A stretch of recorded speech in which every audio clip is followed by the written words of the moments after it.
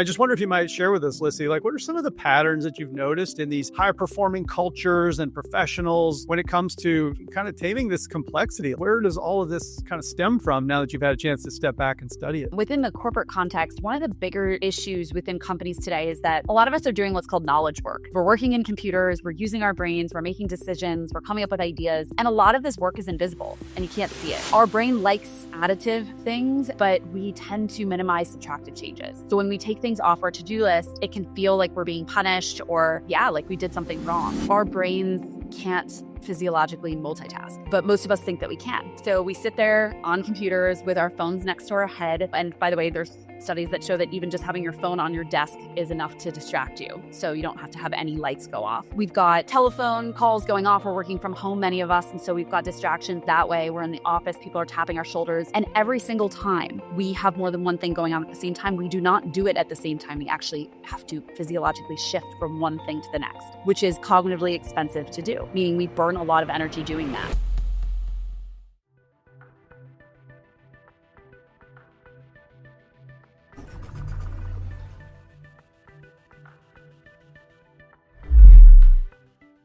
My very special guest went to Cornell and has a graduate degree from MIT. She's now the CEO and founder of Mindy, a pioneering mental fitness company built to beat employee burnout and promote peak performance. Recognizing stress as a multifaceted challenge, she's engineered two proven frameworks addressing psychological, physiological, and organizational factors that simultaneously empower organizations and the people within them to achieve ambitious goals while maintaining employee well-being. She is Lissy Alden. Welcome to the show, Lissy. Thank you so much for having me, Matt. I could not be more thrilled to be here. It's wonderful seeing you again. I just have had so many great conversations with you that are just energetic and purposeful and intentional, but still practical and performance-based in psychology. We just nerd out, and it's just been absolutely great. So I'm thrilled to see you. Awesome. Well, let's get into it because I know you have a bunch of fun things planned. I do, and I want to take you all the way back. Not all the way back, but quite a ways back. And I saw in some of the write-ups about you that you were this optimistic Cornell grad, and you showed up at JP Morgan, and we're called Bubbles. And you experienced what you referred to as a suffocating feedback culture. And I just wonder what that moment was when you realized that you had this academic background, you came in, you want to do all this stuff, but then that moment that you realized that the limitations and the pressure to try to be somebody you're not really wasn't all that you had perhaps intended. Yeah. I mean, it's so interesting because I feel like there were so many moments where I thought, oh my goodness, this isn't where I parked my car. But there's one in particular. I had a coworker snap at me and he got really angry and I pulled him aside and I said, hey, did I do something wrong? And he said, technically you didn't, but probably has more to do with me, but I'm going to ask you to stop working so hard because it's making me look bad. And I mean, it just totally broke my mental model. Like I had a reading disability growing up. I was never the kid who could like show up and ace a test. Like I always had to study or I would fail. So here I was trying my hardest. And then I had somebody tell me that by working that hard, I was not only like, I mean, obviously had a lot to do with him as a teammate. I wasn't being a good teammate by doing my best and that this was a team sport. But more importantly, like, that maybe I wasn't in the right environment where like hard work was valued. And so, I like took a deep breath. And I had also been told by this person that I was too happy and, showed up with too much of a positive attitude. And I thought, okay, this is kind of my second, bite at this apple. I should probably find somewhere else where I belong. But it hurt. Like both of those moments were just like, wow. Everything I had been taught, which was like my attitude was an asset and, working hard was one of my best qualities. Like it was just, I wasn't allowed to do that. It sounds like disillusionment of saying like, I'm so excited to show up and be who I am. And I got this great job and it's this well-known organization and I got this team. And on day one, you're like, oh, I can't wait to help support my team. And then all of a sudden you're like, here comes the carpet right out from underneath you. And you're like, what in the world? You must have found yourself in free fall a bit. It was crazy. And I immediately was like, okay, let me go start talking to people and figure out if this place isn't where I'm supposed to be working, where else should I go? And I started meeting with people at the bank and all over New York City. And so it really kicked off this like larger exploration. But the bigger point was to your point earlier, which is like the rug was really taken out from under me. And I thought maybe all the rules I grew up with to get an A+ in school are not going to work as an Ooh, adult. is the most devastating thing in my experience and in my opinion that leaders can do is to have others question themselves. When it comes to something like that, that's horrible. But I'll fast forward us in the timeline just a wee bit, and then you moved on to General Assembly, and you started noticing some things there too. And I think some of these struggles that they're a little bit more pervasive. Sometimes you think, well, I might have just got a bad teammate or bad job, but you notice that they're actually can be quite systemic. And I just wonder if you might share with us, Lissy, like what are some of the patterns that you've noticed in these high performing cultures and professionals when it comes to kind of taming this complexity? Like where does all of this kind of stem from now that you've had a chance to step back and study it? Yeah. I mean, there's obviously burnout is like a multifaceted challenge, but I will say within the corporate context, one of the bigger issues within companies today is that a lot of us are doing what's called knowledge work, which is we're working in computers, we're using our brains, we're making decisions, we're coming up with ideas. And a lot of this work is invisible and you can't see it. And there's a professor out of MIT when I went to go study there who talks about, his name is Nelson Repenning, he talks about visual work design and this idea that most of us are like factories without any capacity limits. Like we are constantly adding priorities to the global priority list and then we add to-dos and then we're getting emails in the door. But it's kind of like a factory that knows it can only make 10 cars, all of a sudden deciding it needed to make 25 because a bunch of emails came in saying they wanted cars. And so one of the biggest challenges is that organizations themselves aren't necessarily managing knowledge work in a way that allows us to truly ensure workload meets the capabilities and capacity of its employees. And then us as employees don't think, hey, I've got a 8-hour workday, a 10-hour workday, and I'm going to stop after that, or I'm going to triage based on that. We just keep taking on the work without necessarily saying no or reprioritizing. So it's two sides of an equation that both need to be solved and are quite complicated. And in some ways, I think that our lifestyle, sometimes I say the software of what we're bombarded with has outpaced our hardware. Our brains haven't evolved as quickly as our certainly our work life has. And I think that it leads me to this question. You had so much of an opportunity to really study, what it is about our brains that causes us to struggle with this type of overload. And when you think about just the neuroscience, I mean, those of us who are lay people, we probably can't follow you too far down this path, but just at a high level, like what is it about, the neurochemistry, neurophysiology, whatever it might be, that's kind of where the deck might be stacked against us a little bit. Yeah. So I think there's a whole bunch, as always, our brain is considered the most complicated thing ever discovered on the planet. And so there's a bunch of things at play, but things I like to think about. The first is there are studies that are starting to show that our brain gets a hit of dopamine when we add things to our to-do list. Kind of like when you go shopping, you get this like little hit of, ooh, I have a new shirt. But then when I go to your closet and I say, now you need to remove something, all of a sudden you're like, no way, I can't. That's from Aki, from when I grew up. Our brain likes additive things, but we tend to minimize subtractive changes. So when we take things off our to-do list, it can feel like we're being punished or like we did something wrong. And so making sure that one, like we're actually noticing those moments where we go, oh, another thing I get to do, I get to be busy, or really like, again, things you need to do within the time frame you need to do them are going to be moments that help you kind of mitigate this like overwhelm and this nonstop kind of treadmill to-do list. Another thing that I've noticed is that our brains can't physiologically multitask, but most of us think that we can. So we sit there on computers with our phones next to our head, and by the way, there's studies that show that even just having your phone on your desk is enough to distract you. So you don't have to have any lights go off.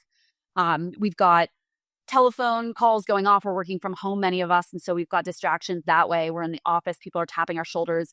And every single time we have more than one thing going on at the same time, we do not do it at the same time. We actually have to physiologically shift from one thing to the next, which is cognitively expensive to do, meaning we burn a lot of energy doing that.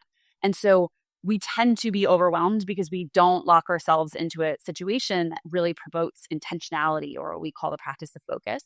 And so we also get overwhelmed. And last but not least, our brains are really built to do two things. One is to keep us alive, and two is to manage our very finite resources. And so they're constantly triaging whatever it is that we have going on in our world. And we've got a lot going on. And so our brains are constantly trying to refresh the to-do list, the thing that matters, the loud noise goes off or the beep. And we're like, oh, is that, my kid calling, or is that, somebody in the office who needs me? And so we're in a constant state of fight or flight. And so for these three reasons alone, and there's plenty more, we are in a constant state of overwhelm, and we need to make sure that we have the tools to manage it. It's incredible. It all resonates with me tremendously. The dopamine hit, it feels so great, and a lot of it comes from, like you shared earlier in your earliest experience at JP Morgan, just authentically being energized about the company's mission. I'm going to sign up for these things. And there's so many great things I want to do and get to. Even if you literally enjoy everything on your to-do list, which is pretty rare for people, but even if you did, there's still limits. You can't do everything. And so eventually this is my advice to myself is, man, it's time to be a grown-up. You can't do all this stuff. You need to fit what's on your plate here. And it doesn't feel good. And I think it's one of those things where intellect alone doesn't help you get over the psychological response. And what you're saying is even a neurobiological response to, trying to take things off and take focus. Exactly. And from a physical perspective, the reason I love the term mental fitness is the physical fitness and mental fitness analogies are really, really special because they track one-to-one. So even the best athlete in the world who runs ultra marathons, like over 30 miles at a time, so 30 to 100 miles, they can't just decide they want to run 200 because they have a great attitude and a free Saturday. You really have to train to get to a place where you can do that.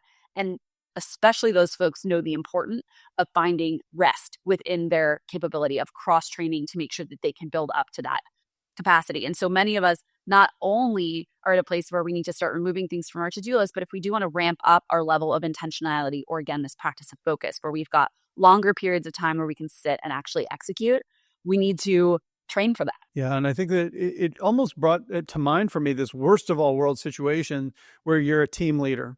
You're a manager, you might lead a function or a department. Now, all of a sudden, it's not even just your own to-dos and it's everybody's. And alerts are pinging everywhere because you're aware of either some other department is having trouble with your department, or the metrics shifted a little, but you don't fully own it. And you're trying to hold others accountable and delegate. But at the same time, it's in there, and you're driving home thinking about their job, and you're, whoa, holy cow. It was hard enough even when it was just one person. Now you're like, I definitely can't scale to solve the entire group's, brain problems and overload issue. So I think in my mind, this kind of comes back to saying mental fitness. You've got to train. You've got to do your own equivalent of mental sit-ups if you want to even have the chance to show up as the leader that your team needs you to be, right? Am I reading that right, you think? Absolutely. Absolutely. Because you do have more going on. I always like to say leaders, middle managers of any kind, any sort of team lead, you are like the sweeper on the soccer team. You don't get to just play your position. You're picking up the ball wherever it is, which means you are running more, which means that you actually need more rest and more time to make sure you're training in a way that allows you to pick up that slack of the team. And oftentimes that training is actually not about running more. It's about doing a little less. Well, and it's devastating when you think oh, I've delegated something, so now I can pick up something else. But then you're thinking, all right, I told them I need it by Thursday. Are they going to get it to me by Thursday? I'm not sure if they're going to get it to me by Thursday. But then here's this new thing I signed up for. And now you're like, oh my gosh, it's worse than when I started. No wonder I don't delegate more often. You're like, well, time out. Hold on. This is all going to hold you back if you don't get on top of this stuff. Exactly. Well, I know that Mindy's patent pending approach combines a lot of different disciplines that I know and respect and love. Everything from CBT, you're talking about performance psychology, speaking my language, Lissy. It's amazing. And you talk a lot about something that I'm probably most passionate about, which is around goal setting. Goal setting science is amazing. But my question is, when you think about intertwining all these things together, because they've kind of emerged as related disciplines, but they almost always get studied kind of in a vacuum, more or less. But you've created them and cobbled them together into some mind movements. I think you describe them. Just tell me a little bit about how you take this multidisciplinary approach and these different mind movements, and how it all adds up to create meaningful change for us when it comes to mental fitness. In many ways, what I was trying to figure out was, for myself, how do I manage my stress when there were all these different kind of point solutions being thrown at my head every time I had one of these periods of burnout. It was like I was burned out and everyone's like, you need to be mindful and you need to meditate. And then, I'd go back to work and everyone's like, are you setting the right kind of goals? And then, I'd go to my like hobby class on art and someone's like, are you making sure you're like studying other artists to get better at the work that you're doing? And I just kept finding that there were all of these different things I could be doing to work on my quote unquote mental fitness or my mental health. And they all felt like separate conversations, separate spends, and another 1 to 3 hours in my day that I just didn't have. And so what I had started doing when I was studying Mindy was my big research question was, how do you work on your mind so that it works for you? And what I was able to do is kind of build this mental model that's got two parts. And the first are the mind movements that you mentioned.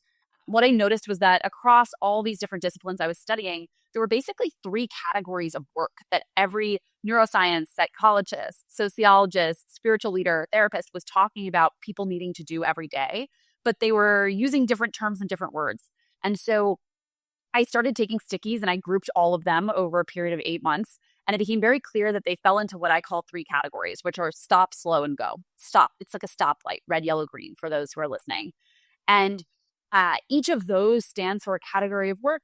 And I'll kind of talk through what they mean. But the point was, you don't have to, quote unquote, be mindful and meditate to do, mental fitness. But you do need time to stop and rest your mind, which is our first mind movement. Stop is the practice of resting and building awareness in your mind, or what we call recovery. Every single day, your brain has to rest. Otherwise, I joke, it will wake you up in the middle of the night and find time that it's going to make those connections and start to encode the information it learned when you were awake. So when you are resting, the point isn't nothing, it's actually repair. So in the same way, you might take a break day at the gym, and the whole point is to make sure that your muscles can repair, you can really rest your aching muscles, and you don't tear anything. The same is true for your mind, except most of us think vacation is our main time that we can rest. The problem is most of us aren't taking vacations.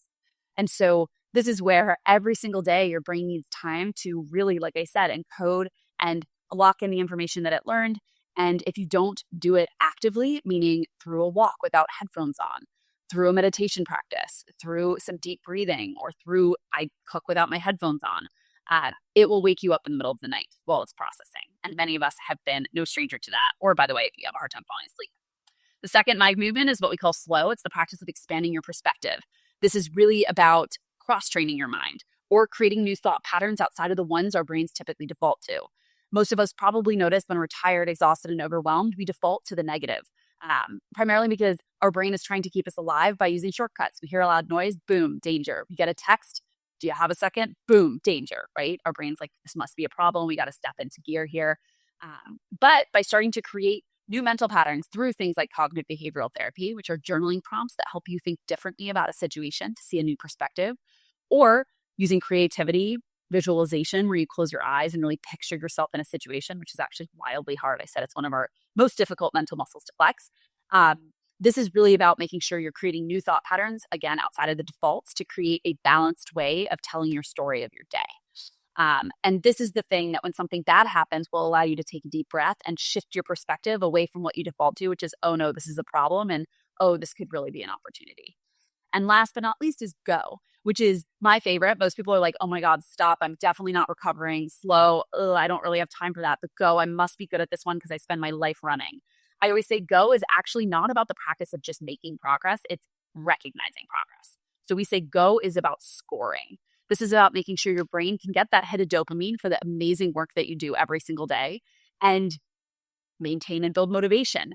Most of us are like athletes on a treadmill without being able to see any of the numbers that we've got. We're not keeping track of our to-dos. We're constantly feeling like we're on a treadmill with no end. And so this is where we get people to do things like not only set the right goals, but most importantly, track them. I moved from tracking all of my to-dos on Trello to a paper notebook so that I could literally just flip through and see my wins.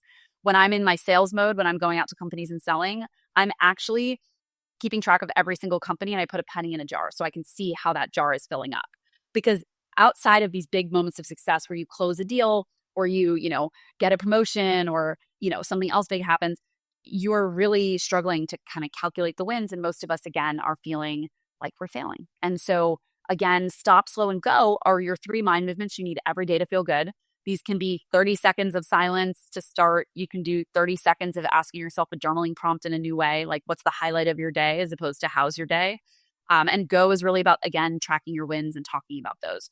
Um, and so we always say you need all of this every day to feel good. You weren't kidding when you were talking about the parallels between physical fitness and mental fitness. I mean, that tracked really, really well. Everything from, resting the muscles that you've been working, and then all the way to cross training and keeping track of progress and measurement, whether it's a scale or in this case, you have to get a little bit more creative about it when it comes to your to-dos. But I think all that advice is like spot on. It's one of those things where our normal default mode, and I think we feel a lot of pressure to produce constantly. And, I'm seeing this a lot with AI now, where there's just this tendency to say, oh, good, now I can do certain things, at least parts of jobs or early kind of parts of jobs. So now I can really boost my productivity. And if you end up just doing more as opposed to doing better, it's going to be a bottomless pit, unfortunately. And I think that it's really challenging when we start to convince ourselves that the only thing that matters is activity. And there's no athlete who works out like that. Whether they're NFL people, Olympic people, doesn't matter.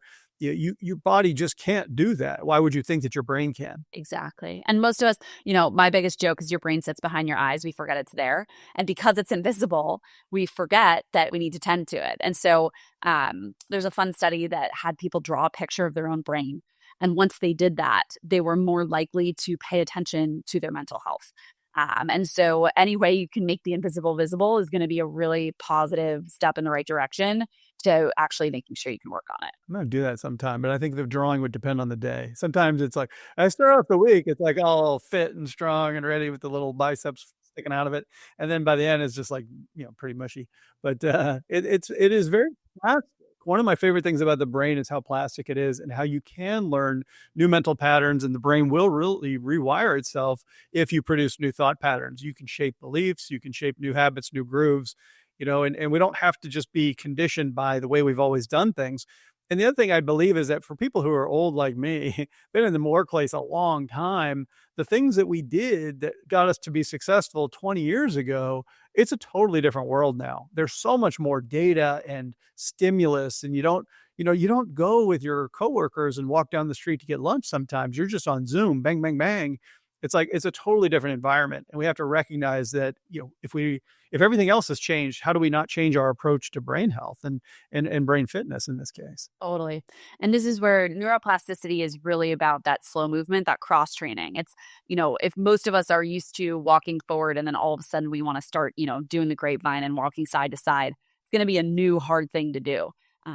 And so getting to a place where you feel like you're constantly building that strength, flexibility, and endurance in your brain is a big thing. And it takes work, and it's like usually in the form of learning. And so that's what mental fitness is all about. And I think a lot of us want to show up as leaders for those around us. I wonder if you might just tell me a little bit about, like, let's say that I do some of these practices, I work on stop, slow, go, and I'm having a better outlook if it's going to help my brain fitness, my mental fitness. But how's it potentially translate to benefit either my pursuit of the mission, right? The activity that my company, my team we're working on, the welfare of my team members. Some of us need that sort of extrinsic motivation. It's probably a whole nother episode on why we need anything at all. But in this case, like, how can we expect there to be sort of these ripples that kind of work outward if we do the right thing for ourselves? How does that sort of show up on the outside world? Yeah. So as always, couple things here. One is that when you stop, slow, and go every day or practice mental fitness in your own way, you just show up with a clearer, more focused mind, an improved mood, more energy, and with more, I always like to say, like, strategic thinking power. And therefore, the people around you notice that. When you're tired, this is where you show up to meetings and you forget to be prepared. You don't have new ideas. You tend to snap at people, right? Like, there's just a different way you show up when you're tired, exhausted, and burned out than when you're feeling fresh and good in your mind. The second is that I built this model not only to be used at the individual level, but also at the team level. So as a leader, what I hear a lot from folks is that, once they get good at stop, slow, and go on themselves, this idea of recovery, cross training, and scoring, they really work with their teams to do these things too. A lot of teams today aren't necessarily taking time to stop together and build awareness about how they're doing and reflect, because in the remote work environment, every meeting has a specific agenda And there's no way to kind of create this perspective. They're not cross-training because, again, everyone's so focused on the to-do and the meeting and the work. We've kind of lost these opportunities to learn cross teams, outside of teams, learn from the competitors. And so this is really about stepping back and thinking more differently and strategically so that you can solve problems in a new way. And then Go is about scoring and celebrating wins. I always joke that now that our work is in the computer, most of us don't have one of those money bars that shows how much money we're, booking on a regular basis, or we're not seeing our relationships move from a handshake to a hug anymore. And so finding ways to measure progress and wins as a team is one of the single most important things you can do as a leader to start to truly, truly motivate your team. And so when people and teams talk about appreciation and recognition, a lot of times leaders are like, I don't have budget, or how are we going to think through the tax implications of, gift cards? I'm like, how about just letting people talk about what they did really well in a week and not making it something that feels like a once in a lifetime moment where they get a performance review that's positive or negative, by the way, and their Oreo cookie sandwich their way into, improving. Which is where, you say positive, negative, and they only remember the negative. So I always like to say that Stop So Go is really about not just you going in, but you then going out into your environment and creating a better cadence in the way your team operates. And I think what you're sharing with us are something that I call fast and free, right? Just as you mentioned, it doesn't cost it doesn't cost any dough, and it doesn't have to take a long time. And I always say, like, can we take the first 5 minutes of a meeting, whether it's half hour, an hour long meeting, just to kind of focus on the relationship building bits, or in this case, the mental fitness bits. And if we start to open the door and send a message that we care about our teams and ourselves by saying, like, I learned these new techniques. I was listening to a podcast. I learned about Mindy's techniques. And I just want to try one today with us.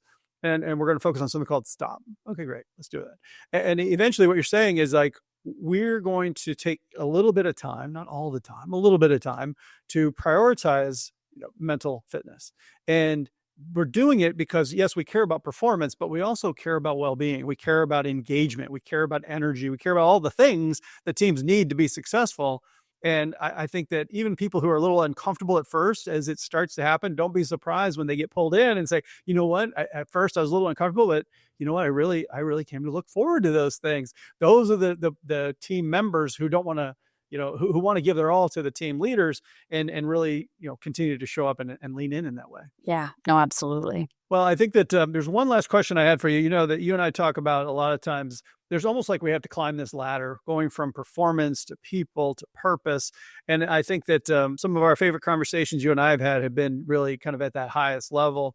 And I just wonder if you think about mental fitness and being able to prioritize some of these techniques when you build this type of capability and you develop this capacity, how does that sort of help us connect with our deeper sense of purpose and meaning, the impact we want to have in the world, and even the capacity, like we've been talking about, to develop others? Yeah. So we didn't even get into the 6 mental muscles that you need to activate. But at the core of all of that is what we call heart, which is the practice of knowing, caring for, and grounding yourself. And for those who think that sounds soft, fun fact, Heart Math is an amazing organization that did a study that shows that your heart sends more signals to your head than your head sends to your heart on a regular basis, meaning the way you're feeling has a greater impact on what you're thinking than vice versa. And so when you can stop and rest and build awareness in your mind, you can really understand how you're doing. Most of us are so busy, like we don't actually check in with ourselves and meet our own needs, because pretty easy to know what we need when we're stopped and being asked, which is why I always say hiring a coach for someone who runs 1,000,000 miles a minute can be really helpful because of that reflection period. The second is that when you start seeing things in a new way through cross-training, asking questions in different formats, and, I always like to say, like, getting to a place where creativity becomes a part of your everyday as an adult, you can really start to essentially, like, meet your needs and the needs of other people in a different way, because you're not used to showing up in just one way that your brain defaults to. And last but not least, like, once you start feeling good about your progress and scoring, you start to spread those good vibes to everybody around you. I always like to say, if you want to authentically celebrate other people, you have to learn how to do that for yourself. And again, athletes do it every day by tracking their metrics, and, everyone's got their celebration dance, and, whether they're in soccer or golf or whatever. As grownups, like, we've been taught to quiet that. And so when you practice mental fitness and you start working on this period of recovery, cross training, and scoring, it allows you to, again, just connect with your greater needs day to day, which allow over time you to connect to your greater purpose. And again, once you can do that, I always like to say that there's no stopping you. You can't unhear it. And it can feel like it pulls you as opposed to feeling like you have to push it all the time. So great. So great. I love that these are such practical things that we can do. They're deeply personal, but they're super effective. And for anybody who thinks that some of these things we've been talking about are soft, like you said a little bit earlier, when I came in through the military service, Marine Corps, they teach physical fitness, mental fitness, spiritual fitness. And if they can do it, certainly what excuse do the rest of us have, right? It's like, Exactly. it's only soft if you think it's soft. The reality is that it's not only that it's just so necessary, for us to show up again as the leaders that we most want to be in the world. But I'll tell you something that's not necessary, but we're going to do it anyway. Trivia game. I love to have a trivia segment at the end. And I follow you on LinkedIn. Everyone should, obviously. I certainly do. And I saw you had a poll recently, and you had asked a question about whether somebody had been ghosted, either in a relationship or work. Over 2/3 of people, Lissy, said both. It was just devastating. But we're going to get a ridiculous trivia question about ghosts. So I don't know much about ghosts. We're going to see how it goes. And it's multiple choice, which is going to help us probably just a little bit. Here it is.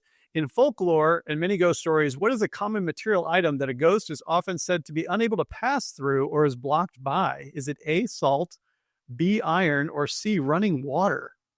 What? So a ghost can't pass through or is blocked by salt, iron, or running water. I feel like I remember a scene in the movie Casper the Friendly Ghost with water.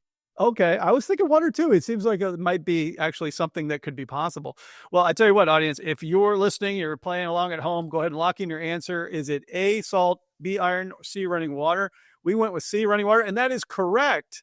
In many traditions and supernatural stories, especially with older spirits, maybe like myself, are those tied to earth, ghosts are said to be unable to cross running water. Look at that, Lissy. You crushed it. Wow. Yeah, We crushed it. We did it. We did it. We're a team and we got it. Audience, I hope you did too. But Lissy, I got a much better question for you. Where can my listeners go to learn more about you and about Mindy? Well, I just started a new YouTube series called Your Brain Explained. So you can find us on YouTube. You can find us on LinkedIn. You can also find me there as well, under Mindy and Lissy Alden. And last but not least, on our website, www.mindy.co. I love it. Listeners, I'm going to have those links for you in the show notes. You're only one click away from connecting to all the great places and resources that Lissy is putting out there. Lissy, thanks so much for being with me today. I really appreciate it. Thank you so much, Matt, for having me. This was so much fun. And I'm going to be thinking about that ghost trivia for potentially the next week or two. And leader listeners, thank you as well for investing the time and listening to these great insights that Lissy shared with us. I'd love to hear any takeaways you have. Just use the hashtag #LeadThePeople if you're on socials, or you can hit me up directly on LinkedIn. I already told you, I follow Lissy. You should too. I like to hang out over there. And if you have a chance, if you got 30 seconds for me, just leave a 5-star rating on Spotify or whatever you're listening. It really helps us have great conversations with amazing guests like Lissy. Love it. And the last thing, of course, is always remember, don't just manage the business when you can lead the people.